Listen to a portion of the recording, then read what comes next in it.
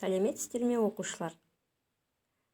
Қазір бізде математикалық статистика сабағы. Бүгінгі күнге барлығыңызға сәттілік тілеймін.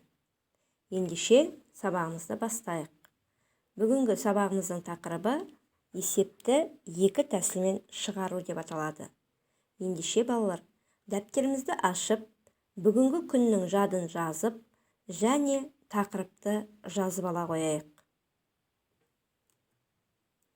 Бүгінгі сабағымыздың мақсаты есепті екі тәсілмен шығару дағдыларымызды қалыптастырамыз. Жазбаша, ауызша қосу және азайту дағдыларымызды арттырамыз. Логикалық ойлауымызды дамытамыз. Ендеше балалар, барлығымыз мына өлең жолдарын бірге қайталайық. Өсеміз біз күліп ойнап, 10 саусақтың саласындай. Өсеміз біз күліп ойнап, бір адамның баласындай. Жарайсыздар балалар.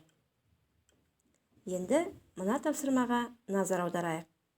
Санда неше жүздік, неше бірлік, неше ондық бар ойын жаттығуы. Яғни, сіздердің алдарыңызда 3 таңбалы, 2 таңбалы сандар берілген. Сол сандардың жүздігін, ондығын, бірлігін ажыратамыз.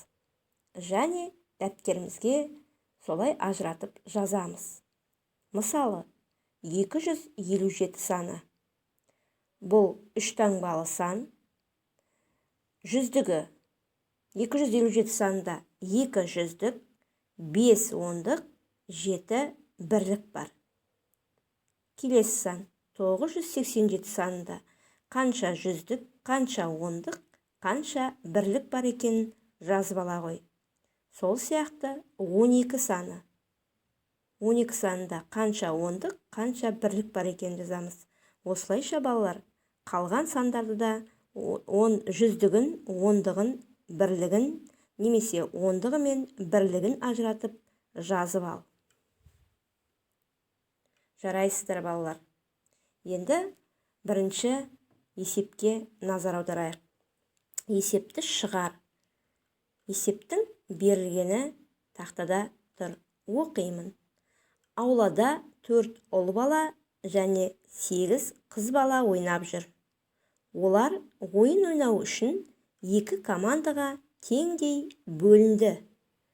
Әр командада неше баладан болды? Оқушылар, бұл есеп. Есептің берілгенін оқыдым.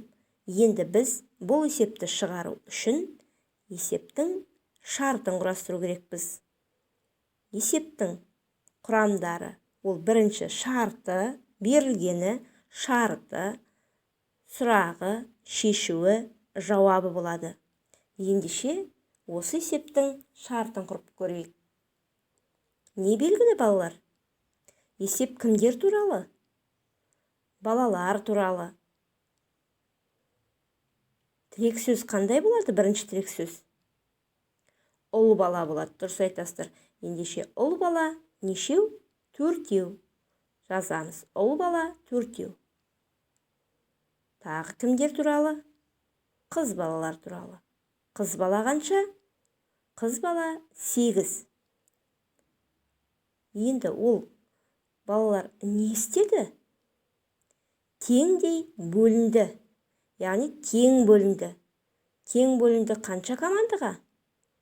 Тең бөлінді 2 команда. Есептің шартын жаздық. Енді сұрағын іздейік. Нені сұрап тұр есепте бізде? Әр командада неше баладан болғанын сұрап тұр. Ендеше әр команда белгісіз бала. Міне балалар, біз есептің шартын жаздық. Енді шешуін табамыз. Бұл есеп неше амалмен шығады деп ойлайсыздар? Бұл есеп 2 амалмен шығады. Себебі бұл жерде 3 сан бар және 2 сұрақ бар. Яғни бірінші біз барлық бала санын тауып аламыз. Ұл бала мен қыз баланың қосамыз, яғни барлық бала санын тауып аламыз. Содан кейін ол балалар екі командаға бөлінді. Бөлінді десе не істейміз, балалар? Бөлеміз. Ендеше шешуін жаза қойыңыздар. Шешуі екі амалмен шығады және жақша қою арқылы шығарамыз. Бірінші амалды жақшаға аламыз. Ал шығарып көрейік. Және жауабын жазамыз. Жауабын жазу үшін сұраққа қараймыз. Бізден нені сұрап тұр? Сұрақтың алдындағы сөздерге қарай отырып жауабын жазамыз. Енді балалар, есептеп болсаңыздар, өзіміз тексерейік. Мен сіздердің дұрыс шығарғандарыңызға сенемін. Өзіміз тексеріп, шығарған есебімізде толық қатесіз болса шығарсақ, онда өзімізге 5 ұпай қоямыз. Есепте 1 қате кетсе, 4 ұпай қоямыз. Есепте 2 қате кетсе, 3 ұпай қоямыз. Жарайсыздар, балалар. Енді екінші есепке назар аударайық. Бұл да жаңағы бірінші есеп секілді сөз есеп. Есепті шығар. Бірінші вагонда 130 адам бар. Ал екінші вагонда одан 56 адам артық. Екі вагонда барлығы қанша адам бар?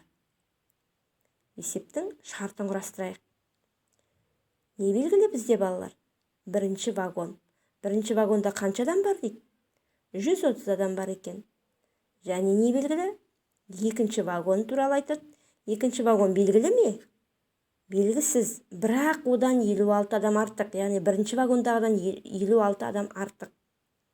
Барлығы белгісіз. Есепте неше сұрақ бар, балалар? Есепте 2 сұрақ бар. Ендеше есеп неше амалмен шығады? Есеп 2 амалмен шығады. Яғни бірінші, екінші вагондағы адамды тауып аламыз, содан кейін барлығын табамыз. Есепті жаза қойыңыздар. Есептеп болсақ, шығарып болсақ, өзің тексере қой. Жарайсыздар, балалар. Енді келесі тапсырма теңдеуді шеш. Бұл жердегі теңдеулер көбейту мен бөлуге байланысты берілген теңдеулер. Қарапайым теңдеулер. Қарапайым теңдеулер 5 жолдан тұратынын ұмытпаймыз. Ендеше уақыт кетті. Теңдеуді шешейік. Жарайсыздар, балалар. Сонымен бүгінгі сабағымызды қорытындылай келе, мына сұрақтарға жауап беріп көрейік. Бүгінгі сабақта не үйрендік? Есепті шығару үшін алдымен не істеуіміз керек? Есепті шығару үшін алдымен есептің шартын жазамыз, сұрағын жазамыз, содан кейін шешуін табамыз және жауабын жазамыз. Жарайсыңдар. Сені бүгінгі қашықтан оқыту сабағын сәтті аяқтауыңмен құттықтаймын. Бүгінгі сабақ саған түсінікті болды деп ойлаймын. Келесі сабақты асыға күтеді деп сенемін. Ендеше, балалар, бүгінгі сабағымыз аяқталды. Сау болыңыздар.